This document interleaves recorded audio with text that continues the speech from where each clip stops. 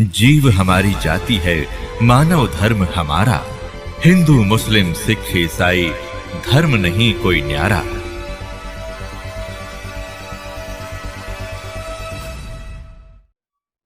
तो उस परमात्मा के जो गुण वेदों के मंत्रों में लिखे हैं उसको पाने के लिए 40वें अध्याय के 10वें और 13वें श्लोक में लिखा है, और गीता जी अध्याय नंबर 4 के श्लोक 34 में कहा है कि उन तत्वदर्शी संतों के पास जाओ जो उस पावर का कनेक्शन देंगे।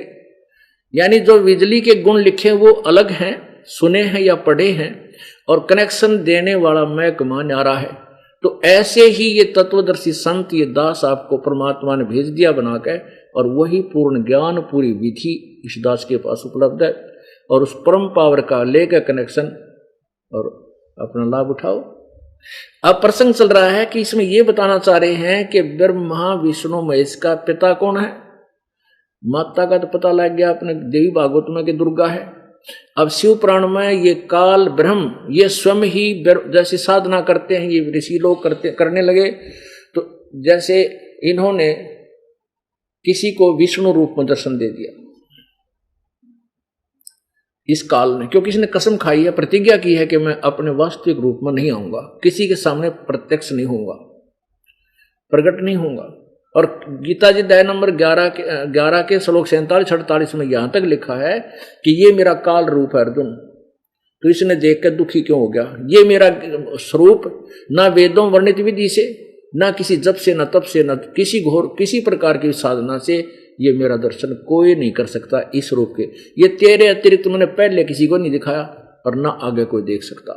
ये मेरा वास्तविक काल रूप है जो विकराल रूप दिखा रखे। इसलिए इसने वो काल जो है ये क्या करता है, किसी को ब्रह्मा रूप में दर्शन दे देता है, किसी साधक को विष्णु रूप में, किसी को शिव रूप में। तो वो साधक विचलित हो गए, ऋषि वो ऋषिजन विचलित हो गए कि जो भगवान, तो जिसने ब्रह्मा के रूप में दर्शन हुआ तो ब्रह्मा जी के पास गया। ओहो, जो इसका पुत्र ब्रह्मा है रजोगुण, उसको कहे भगवान आप परमात्मा हो, आप तो हमें भ्रमित कर रहे हो, मैंने पता लग गया है, मैंने साधना में आपके दर्शन हुए है, आपसे बात हुई है। और फिर दूसरे को विष्णु रूप में दे दिए दर्शन। तो वो फिर विष्णु जी के पास जाता है, विष्णु जी आप ही सर्वशक्तिमान हो, आपकी नाभि से विष्णु ब्रह्मा उत्पन्न हुआ है, आप जगत पिता हो, ओहो आप ही भगवान हो, आप तो छुपा रही हो। अब वहां विष्णु जी फूल गया, ब्रह्मा जी के प्रशंस के रूप में काल ने दर्शन दिया, जिसको उसने ब्रह्मा जी का सुवाला दिया इंजेक्शन, वो ब्रह्मा जी हो गया, कहो बस मैं भगवान हूं। अब तीसरे को शंकर जी के रूप में दर्शन दे दिए इस काल ने। तो उसने सोचा ये शंकर भगवान ही पूर्ण परमात्मा है, ये ब्रह्म है, ये हमें बका रहा है। उसके पास गए, हे भगवान आप ही सर्वशक्तिमान हो, आप सर्वेश्वर हो, महेश्वर हो, मृत्युंजय हो, और आप ही हमारे दाता हो, आप हमें अब छुपा नहीं सकते, हमने आपने हमें दर्शन दिए हैं। अब वो ने सोचा, इब शंकर जी ने सोची मैं भगवान हो गया। अब ये काल फिर इनकी भ्रम तोड़ता है, अभी दिखाता हूं आपको शिव पुराण में। ये कहते ब्रह्मा, इसी बात पे ब्रह्मा और विष्णु का झगड़ा हो गया। एक बार विष्णु जी अपने शेष सैया पर लेटा हुआ था, उसके वहां पर देवगण बैठे थे, लक्ष्मी विराजमान थी। अब ब्रह्मा जी कहते भ्रम पैदा हो गया, मैं करता हूं कि 10-15-20 ऋषियों ने आके कह दिया तू भगवान है। उधर से विष्णु जी को के दर्शन रूप में दर्शन दे रहे थे, वह 10-20 ऋषियों ने आके विष्णु जी को कह दिया कि तू ही भगवान है। विष्णु जी भी फूल गया। अब ये दोनों ब्रह्मा पड़ गए। विष्णु जब ब्रह्मा जी का युग, ब्रह्मा जी अंडी पा किया कि मैं भगवान हूं, करता मैं ही हूं। उधर विष्णु जी अंडी पा किया कि मैं करता हूं, विष्णु हूं, मैं सबका पालन करता, उत्पत्ति करता मैं ही हूं। तो ब्रह्मा जी वहां पहुंच गया जहां विष्णु जी विराजमान थे, लेटे हुए थे, विश्राम कर रहे थे अपनी पत्नी के पास, और भी बैठे थे उसके गण देवता। अब ब्रह्मा जी जब गया तो विष्णु जी उठकर सत्कार नहीं करता है। तो ब्रह्मा जी कहने लगे, ओ बेटा मैं तेरा बाप आया हूं, तो मेरा सत्कार नहीं करता। विष्णु जी कहता है कि मैं तेरा बाप हूं, तो मेरी नाभि से उत्पन्न हुआ। ब्रह्मा कहता है मैं तेरा बाप हूं, मैं ही सारी सृष्टि का रचनहार हूं, तुम मेरे से उत्पन्न हुए। इस बात पर दोनों लड़ पड़े, झगड़ा हो गया। फिर यो काल जो है सदाशिव रूप में, ब्रह्मा विष्णु की लड़ाई थी, वहां इसने विष्णु शंकर रूप बना लिया। और उनके शंकर रूप में आया। उससे पहले उसने एक स्तंभ, एक बहुत तेजों में खंभा उनके दोनों के बीच में गाड़ दिया, लड़े थे। फिर ऊपर नीचे देखकर वो आए, ब्रह्मा ने झूठ बोल दिया, मैंने इसका अंड पाया गया। विष्णु ने सच्ची बता दी कि मैंने इसका अंड पाया नहीं कहीं पर भी। ब्रह्मा ने झूठ बोला, उसका एक सिर काट दिया इस काल भगवान ने, जो सदाशिव रूप में दर्शन दे रहा था। फिर इन दोनों विष्णु और ब्रह्मा और शिव, इन शंकर महेश की का भ्रम निवारण किया कि तुम अपने आप को भगवान कहते हो, तुम भगवान नहीं हो, तुम ईश नहीं हो। इससे सिद्ध हो गया ब्रह्मा विष्णु महेश भगवान भी कोई ना। दास नहीं कह रहा, ये अपने सदग्रंथ बता रहे हैं। अभी दिखाता हूं आपको इन सदग्रंथों में। अब आप शिव महापुराण पढ़ रहे हैं जो गीता प्रेस गोरखपुर से प्रकाशित है। फिर एक और दिखाया गया दास आपको, जो ये खेमराज श्री कृष्ण दास प्रकाशन बंबई से प्रकाशित है। उसमें हिंदी और संस्कृत दोनों विद्वान हैं। गीता प्रेस गोरखपुर वाली में केवल हिंदी अनुवादित है। इसमें बहुत ढेर सारा प्रमाण है, ये देखिएगा। अब आप यहां सुन रहे थे कि ब्रह्मा जी बता रहा है, ये 99वां पृष्ठ पर चला था। ब्रह्मा जी ने कहा ब्राह्मण नारद के पूछने पर, देव श्रोमणी, तुम सदा समस्त जगत के उपकार में लगे रहते हो, तुमने लोगों के हित की कामना से बहुत उत्तम बात पूछी है। जिसमें समस्त चराचर जगत नष्ट हो गया था, सर्वत्र केवल अंधकार ही अंधकार था, न सूर्य दिखाई देते थे, न चंद्रमा, न ब्रह्मवीक नहीं थे। उस समय तत्सद्ब्रह्म, इस श्रुति में जो सत्य सुना जाता वही एकमात्र शेष था। ठीक है, अब यहां से शुरू होता है ये काल की भ्रमित ज्ञान है ये। अब जिस परब्रह्म के विषय में अब ब्रह्मा बोल रहा है, आप देखना ध्यान से। आप पे कह रहा, जिस परब्रह्म के विषय में ज्ञान और अज्ञान से, कुछ तो ज्ञान है, कुछ सुनाया ब्रह्मा ने, पूर्ण उक्तियों द्वारा इस प्रकार विकल्प किए जाते हैं। उसने कुल काल के बाद द्वितीय की इच्छा प्रकट की, उसके भीतर एक से अनेक होने का संकल्प उदित हुआ। तब उस निराकार परमात्मा ने, ये निराकार बोलना इसने, क्योंकि ये कहता मैं अपनी योग माया से छुपा रहता हूं, किसी के सामने नहीं आता। पुण्यात्मा, अव्यक्त की परिभाषा सुनो। अव्यक्त, जैसे गीता जी अध्याय नंबर 7 के श्लोक 23-24 में कहा है कि मुझ अव्यक्त को ये व्यक्त मानते हैं। व्यक्त माने सामने व्यक्ति रूप में प्रकट, और मैं अपनी योग माया से छुपा रहता हूं। जैसे सूर्य के सामने बादल आ जाते हैं, छा जाते हैं, उसमें सूर्य अव्यक्त हो जाता है, लेकिन वो बादलों में छुपा हुआ है, बादलों के पार विद्यमान है। ऐसे ही ये कहता मैं अपनी योग माया से छुपकर बैठा हुआ हूं। 21 में इसमें एक ब्रह्मलोक के, एक ब्रह्मांड के ब्रह्मलोक के अंतिम छोर पर ऊपर के भाग में विराजमान है, ब्रह्मलोक में रहता है। ये छुपा रहता है, ये उस अपने वास्तविक रूप में किसी के सामने नहीं आता। ये ब्रह्मा विष्णु और शिव के रूप में आता। तो यहाँ इन्होंने इस काल को ही ब्रह्म, इसी को परब्रह्म और के उपाधि दे दी। अब देखना, जिस परब्रह्म के विषय में, अब इस ब्रह्म को ये परब्रह्म बोल रहा है यहाँ देखो, जो उस निराकार परमात्मा, तब उस निराकार परमात्मा ने अपनी लीला शक्ति से अपने लिए मूर्ति यानी आकार की कल्पना की। अब वो अव्यक्त रहता है ना, छुपा रहता है, उसने फिर के रूप बनाया। यहां देखो, जो मूर्ति रहित यानी निराकार मानते हैं, ये परम ब्रह्म है। अब परम ब्रह्म माने श्रेष्ठ परमात्मा, अपनात्मा, एक तो परब्रह्म। अब यहां देखो इनके एक एक पॉइंट पर कितनी त्रुटियां होंगी, ध्यान से सुनना। जैसे एक ब्रह्म है, ब्रह्म तो ये क्षर पुरुष है, ज्योति निरंजन काल है, और परब्रह्म है इससे नेक्स्ट, ये अक्षर पुरुष है। और परम ब्रह्म यानी श्रेष्ठ परमात्मा, उत्तम पुरुष, वो परम अक्षर ब्रह्म, वो तीसरा। इन्होंने ब्रह्म के तीनों फीत ला रखी। ये ब्रह्म तो ऊपर मान दे को नहीं है। और देखो अब ये क्या कहते हैं, जो मूर्ति रहित परम ब्रह्म है, उसकी मूर्ति, उसका स्वरूप, मूर्ति माने स्वरूप, भगवान सदाशिव है। आह,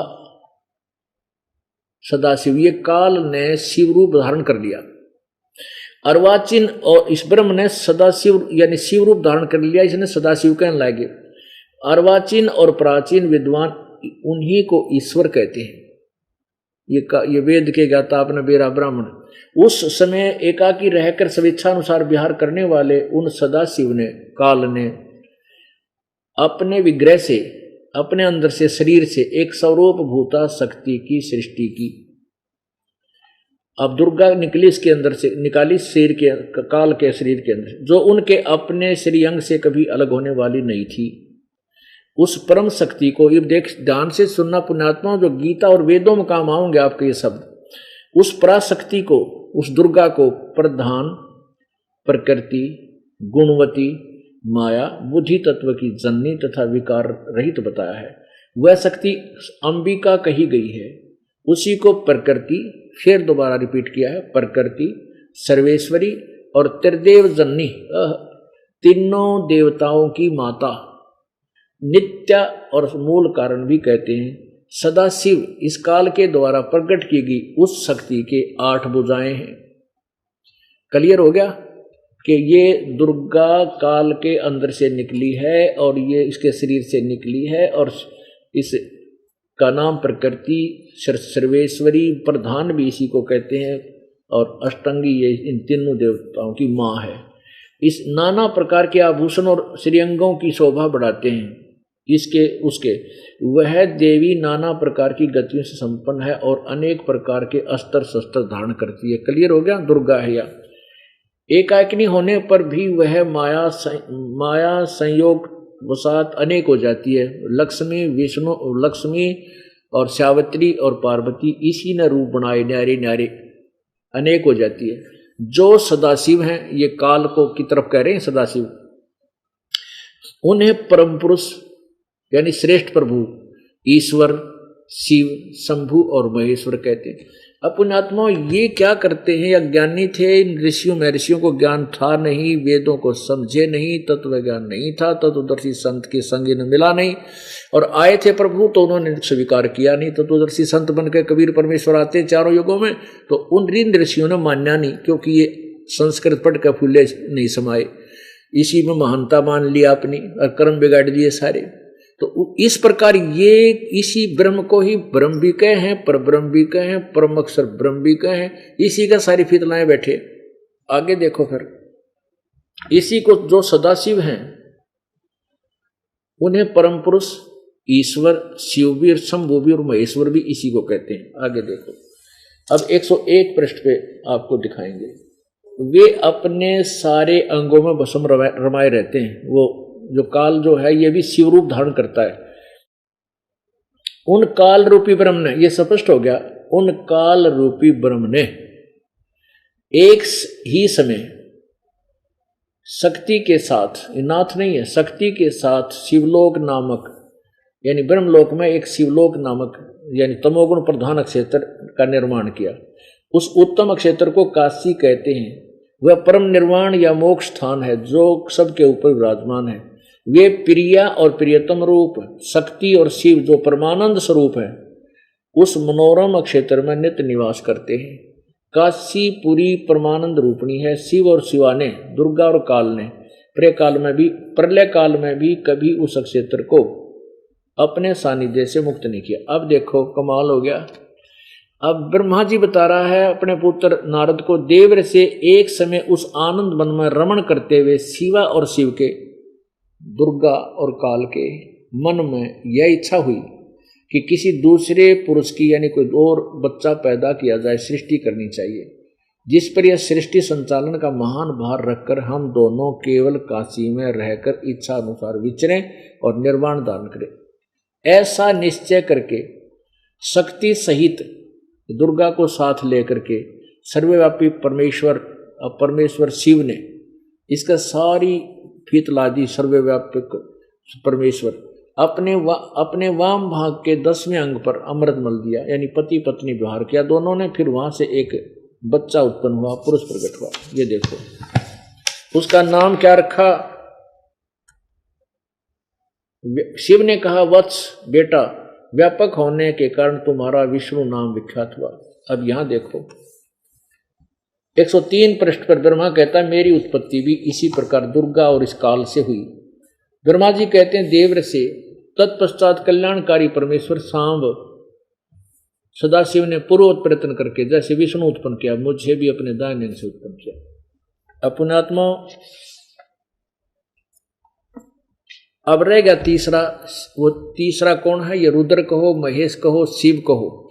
अब ये अनुवाद करता जो श्री शिव पुराण का अनुवाद करने लगा संस्कृत से विचलित हो गया, उसने कुछ अनुवाद करना गोलमोल कर दिया, लेकिन वो सच्चाई छुप नहीं सकती। ये देखना, अब 9वें अध्याय में 110 पृष्ठ पे इसी शिव पुराण में, रुद्र संहिता शिव पुराण, और ये 9वां अध्याय समाप्त होता है। यहाँ इसके लास्ट में इस प्रकार ब्रह्मा, विष्णु और रुद्र इन तीन देवताओं में गुण हैं, यानी रजगुण ब्रह्मा है, सतगुण विष्णु, तमगुण शिव।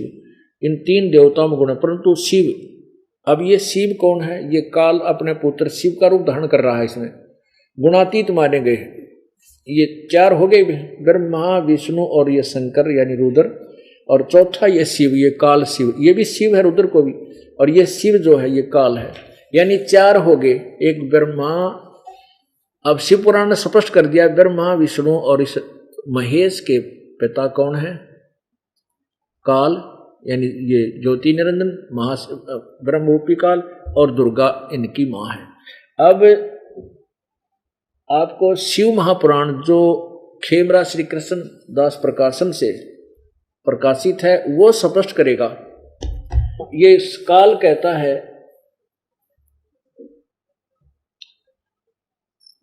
कि ब्रह्मा और विष्णु तुम भगवान नहीं हो, तुम अपने आप को भगवान मान बैठे, तुमने बड़ी गलती की, तुम्हारे यही तुम्हारा दिमाग सेंटर में लाने के लिए मैं तुम्हारे पास आया हूं। अब देखिएगा ये शिव महापुराण हिंदी टीका सहित भाग 1, श्री शिव महापुराण विद्या वारिधि पंडित ज्वाला प्रसाद जी मिश्र कृत हिंदी टीका सहित। अब ये कहाँ से प्रकाशित है? खेमराज श्री कृष्ण दास प्रकाशन बंबई। अब इसमें आइए आप ये देखिएगा, ये पृष्ठ नंबर 2 है, शिव पुराण और रुद्र संहिता। शिव पुराण 2 पृष्ठ, रुद्र संहिता भाग 2 के 1 अध्याय में 17वें श्लोक में कहा है कि ब्रह्मा, विष्णु, महेश ये तीनों देवता शिव के अंश से प्रकट हैं।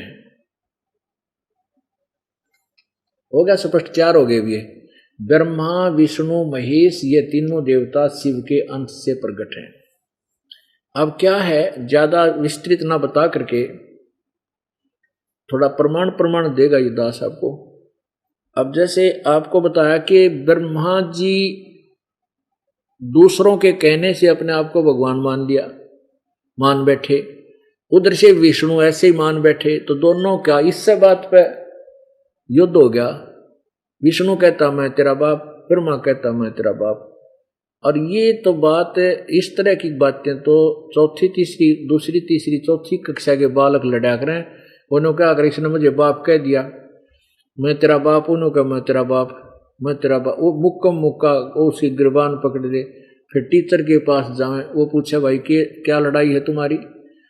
वो यूँ कहता इसने यूँ बोला मैं तेरा बाप, ना जी यूँ बोला मैं तेरा बाप, इसलिए लड़ रहे। ये हमारे वो भगवान हैं जिनको हम सुप्रीम पावर मानते थे, जो चौथी कक्षा के बालकों की तरह लड़े।